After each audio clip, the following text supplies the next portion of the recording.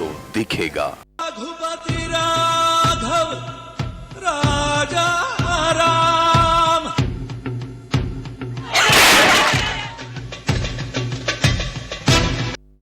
जिस शख्स की जुबान जिंदगी भर रघुपति राघव राजा राम पतित पावन सीताराम कहती रही, उसके आखिरी शब्द रहे हे राम। वो शब्द जो बहुत कुछ कहता है, बहुत कुछ बताता है। वो गांधी की धार्मिक सोच बताता है, आदर्श भारत और राम राज्य की कल्पना बताता है। वो मरते वक्त भगवान को याद करने का प्रतीक भी है। वो देश की हालत पर तरस खाते बोल भी हैं। वो आने वाले कल के लिए दुआ भी है कि अब देश को भगवान ही देखे। हे राम के कई मतलब हैं, कई मायने हैं। शायद इसीलिए बापू के आखिरी शब्द थे हे राम। और आज मैं आत्रेय विश्वास आपके लिए लेकर आई हूं उसी बापू की कहानी। रघुपति राघव राजा राम।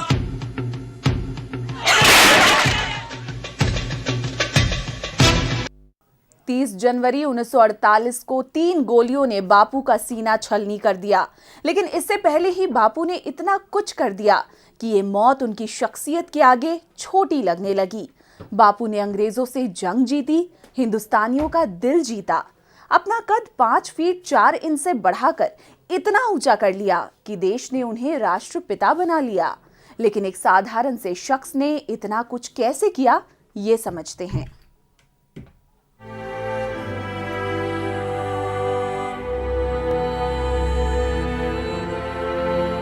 कहते हैं समंदर शांत होता है लेकिन अपने अंदर तूफान को समेटे रहता है। गुजरात के पोरबंदर का तट भी ऐसा ही है।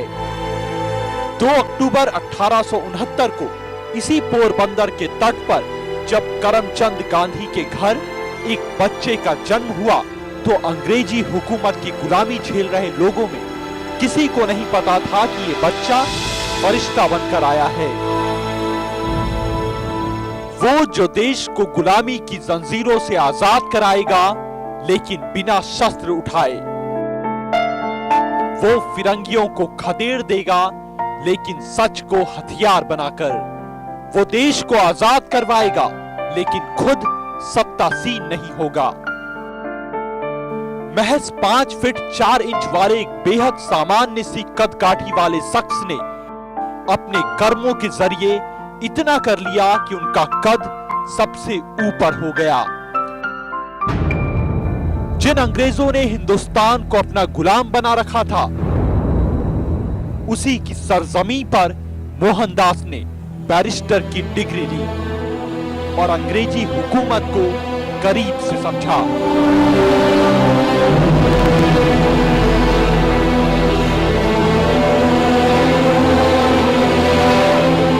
गांधी सुर्खियों में आए दक्षिण अफ्रीका में, जहां भारतीय होने के कारण उन्हें गोरों ने ट्रेन के डब्बे से बाहर फेंक दिया।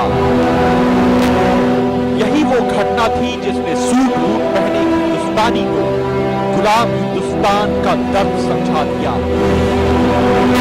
इसके बाद गांधी महात्मा बनकर 1915 में भारत पहुंचे और अंग्रेजों के खिलाफ बिगुल फूंक दिया। बिहार के चंपारण और गुजरात के खेड़ा की शुरुआती लड़ाई जीतकर गांधी आजादी की मुखर आवाज बनकर उभरे और खिलाफत आंदोलन की तेज ने कांग्रेस में भी उनका कद बढ़ा दिया।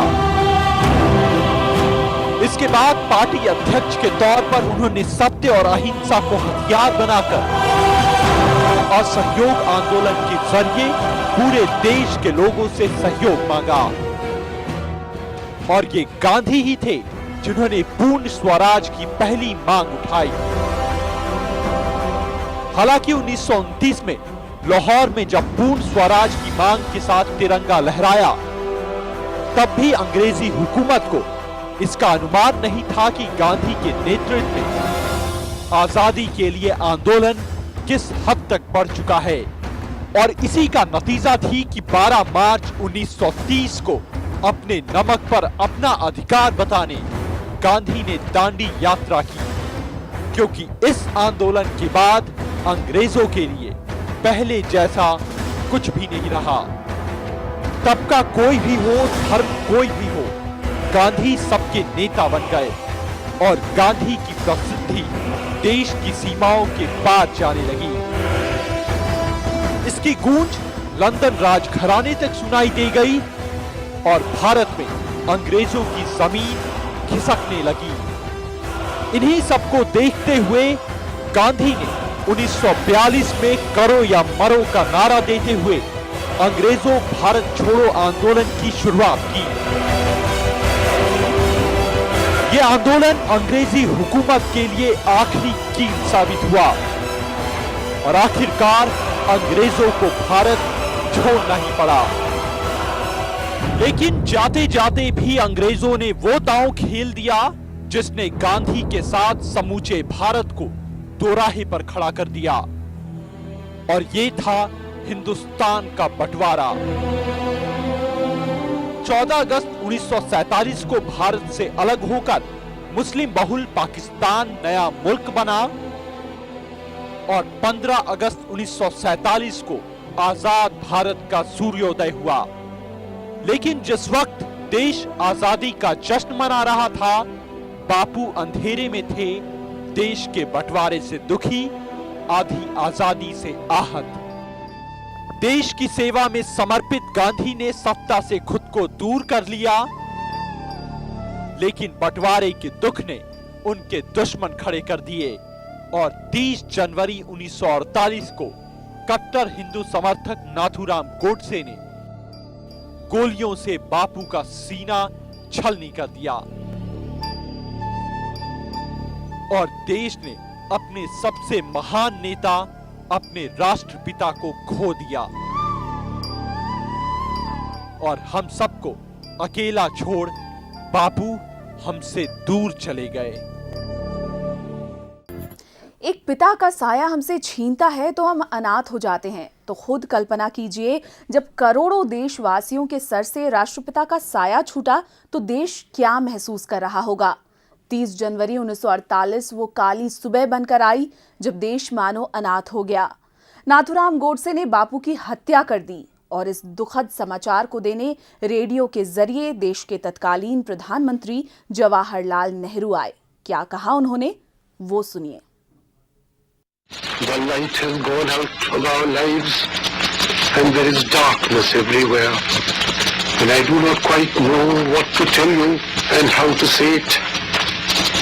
Our beloved leader, Bapu as we called him, the father of the nation, is no more. Perhaps I am wrong to say that. Nevertheless, we will not see him again as we have seen him for these many years. We will not run to him for advice and seek solace from him. And that is a terrible blow, not to me only, but to millions and millions in this country. ये सिर्फ नेहरू जी का दर्द नहीं था, बल्कि पूरे भारत के लिए किसी त्रासदी से कम नहीं था। शायद इसीलिए गांधी जी की अंतिम विदाई में जो जनसैलाब उमड़ा, उसे देखकर दुनिया भी चकित रह गई थी। ये बापू का करिश्मा और उनका कर्म ही था कि उनकी लोकप्रियता जात, धर्म और सीमाओं के पार जाती रही। रुक रहे हैं फिलहाल एक छोटे से ब्रेक के लिए, पर ब्रेक के बाद जानेंगे कि अगर आज साबरमती के ये संत जिंदा होते तो क्या कमाल होता। हमें आजादी बिना खड़क बिना ढाल, साबरमती के संत तूने कर दिया कमाल। आंधी में भी जलती रही गांधी तेरी मशाल, साबरमती के संत तूने कर दिया कमाल।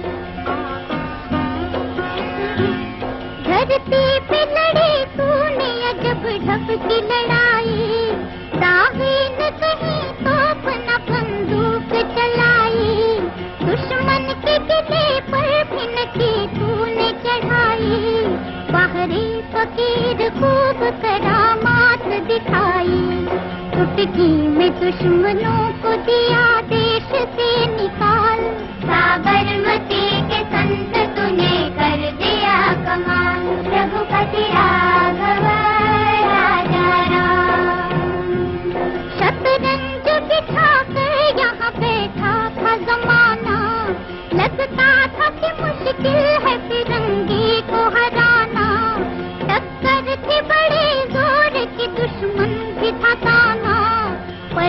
भी था बापू बड़ा उस्ताद पुराना, मारा वो कच्छ के दाव की उल्टी सभी की चाल। साबरमती के संत तूने कर दिया कमाल, रघुपति राघव राजा राम। जग में कोई दिया है तो बापू तू ही दिया, तूने वतन की राह पे सब कुछ लुटा दिया। मांगा न कोई तख्त न तो ताज ही दिया, अमृत दिया सभी को मगर खुद जहर पिया। जिस दिन तेरी चिता जली रोया था महाकाल, साबरमती के संत तूने कर दिया कमाल। दे दी हमें आजादी बिना खड्ग बिना ढाल, साबरमती के संत तूने कर दिया कमाल। रघुपति राघव राजा राम, रघुपति राघव राजा राम, रघुपति राघव राजा राम। रघुपति राघव राजा राम।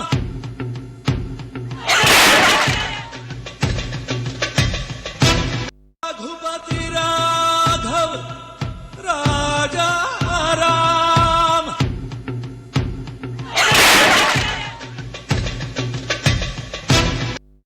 गांधी ने देश के लिए बहुत कुछ सोचा था, बहुत सपने सजाए थे, लेकिन जिस तरह देश आजाद हुआ उसी समय से बापू के सपने चकनाचूर होने लगे। बापू ने पूर्ण आजादी मांगी थी, लेकिन मिली आधी, और यही आधी आजादी आजाद भारत को हर वक्त गुलाम महसूस करवाती रही। पर गांधी के जाने के 6 दशक के बाद ही गांधी पूरी तरह से भुला दिए गए, आचार विचार और शिष्टाचार सबसे। इसीलिए ये बात जहन में आती है कि अगर आज गांधी जिंदा होते तो क्या होता।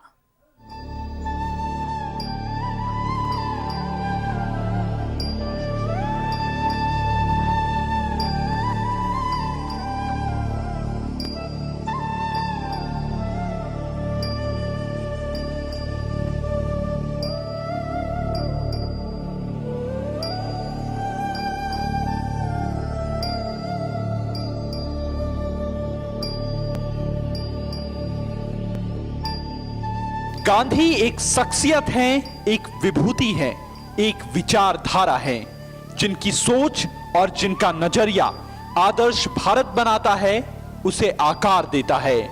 लेकिन आज का भारत शायद गांधी के भारत से अलग है, बहुत अलग।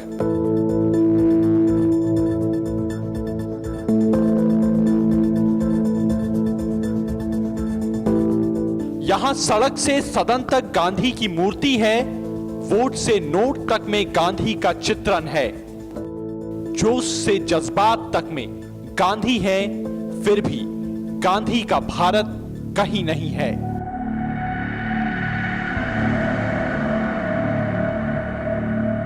इसीलिए सवाल है कि अगर आज गांधी जिंदा होते तो क्या होता।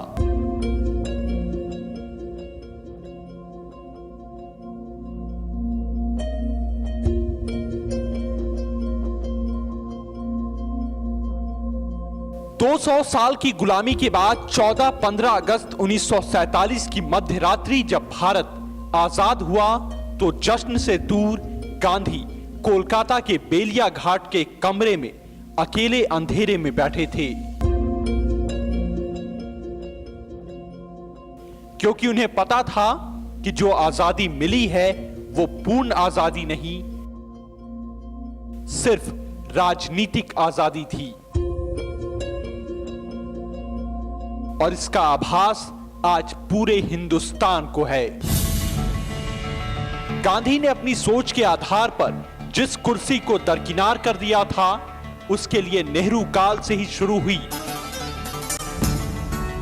सत्ता की अंधी दौड़ आज अपने सबसे भयानक रूप में है, जहां सत्ता के लिए सब कुछ जायज माना जाता है। इसीलिए अच्छा है कि गांधी आज नहीं है, वरना शायद ये सब वो बर्दाश्त नहीं कर पाते।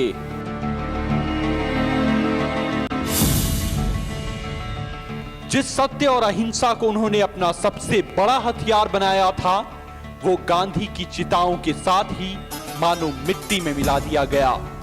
हमने फिरंगियों को सच से हरा दिया और अपने घर में सिर्फ झूठ से लड़ाई लड़ते आ रहे हैं। अहिंसा रगों में खून के साथ दौड़ती है। मरने को तो नहीं, पर मारने को हर कोई हर वक्त तैयार रहता है। फिर भी हम गांधीवादी बातें करते हैं, गांधी को भूलकर।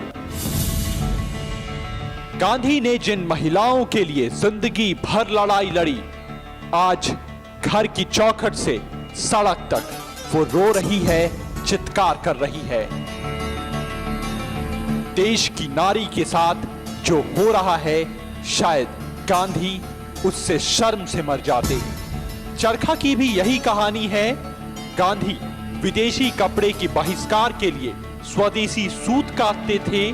बदन पर फिरंगी पहचान ना हो इसलिए सिर्फ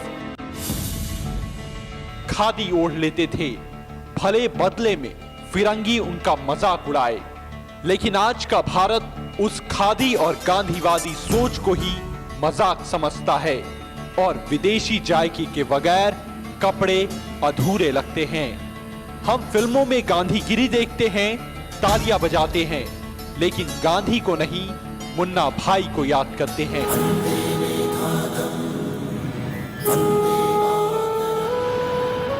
मुन्ना कौन? मोहनदास करमचंद गांधी। क्या मशवश कर रहा है बे? हाँ? अपने को मालूम है बापू नहीं क्या? गांधी के जाने का यही फलसफा है जो देश आज देख रहा है, महसूस कर रहा है, जी रहा है। शायद आज गांधी होते तो गांधी के नोट भ्रष्टाचार की पहचान नहीं बनते। शायद सत्ता के लिए ये अंधी दौड़ नहीं होती। हम सोच से पहनावे तक विदेशी नहीं बनते। शायद हम आजाद होते सही मायनों में। लेकिन अगर ऐसा नहीं होता तो अच्छा है, गांधी आज हमारे भारत में नहीं है, वरना देश के लिए उनका समर्पण, उनका बलिदान उन्हें अपमानित करता।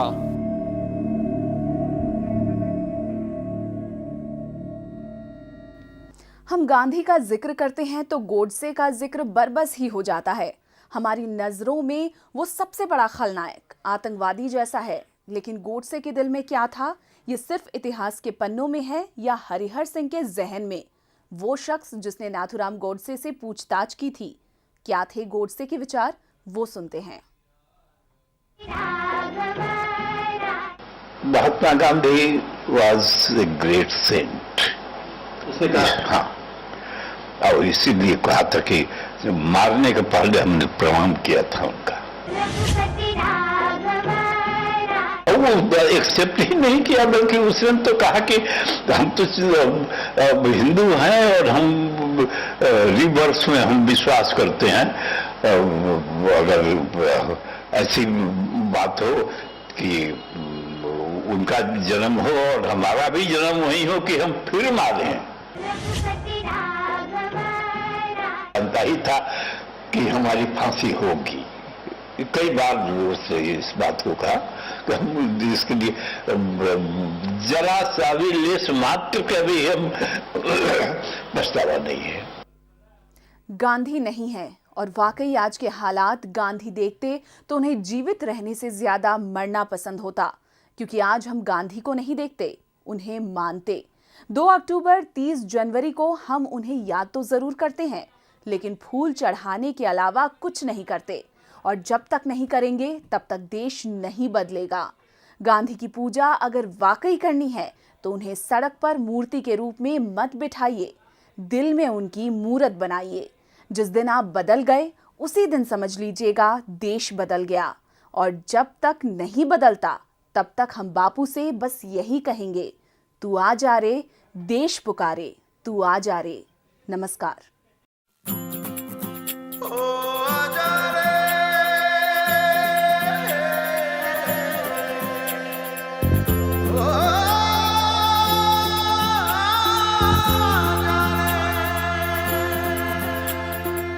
माटी पुकारे तुझे, देश पुकारे, आजा रे अब आजा रे।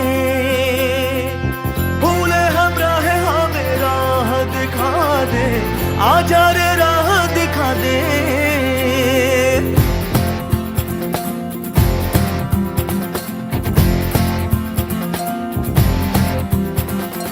ऐनक पहने लाठी पकड़े चलते थे वो शान से, जालिम कांपे थर थर थर थर सुनकर उनका नाम रे।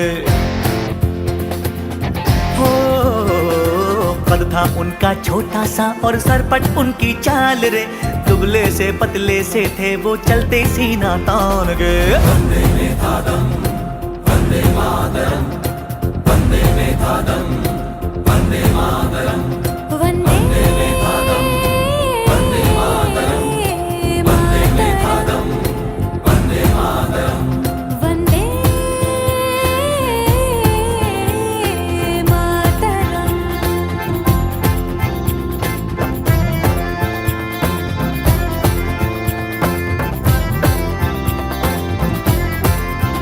ओ भाई भाई का दुश्मन है बना रे, नफरत की आंधी बहती रे। वहशी दिलों को बापू प्यार सिखा दे, आजा रे बापू आजा रे। वंदे मातरम, वंदे मातरम, वंदे मातरम, वंदे मातरम। ओ झूठ का बढ़ता जाए राज, ओ बाबू अपने ही हो गए धोखेबाज। आज हमें अपनों से बचा ले, आजा रे बापू मेरे। वंदे मातरम, वंदे में था दम, वंदे मातरम, वंदे मातरम।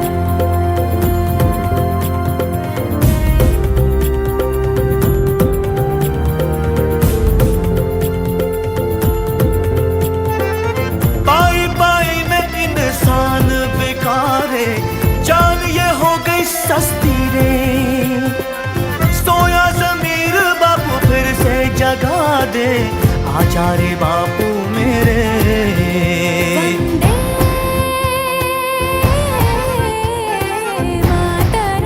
वंदे मातरम, वंदे मातरम, वंदे मातरम, वंदे मातरम,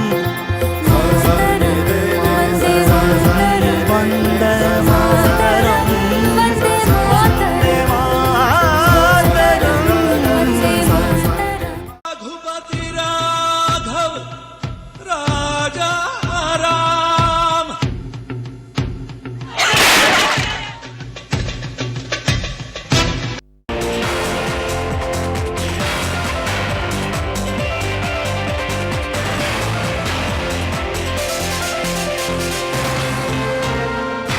News 11 सच है तो दिखेगा।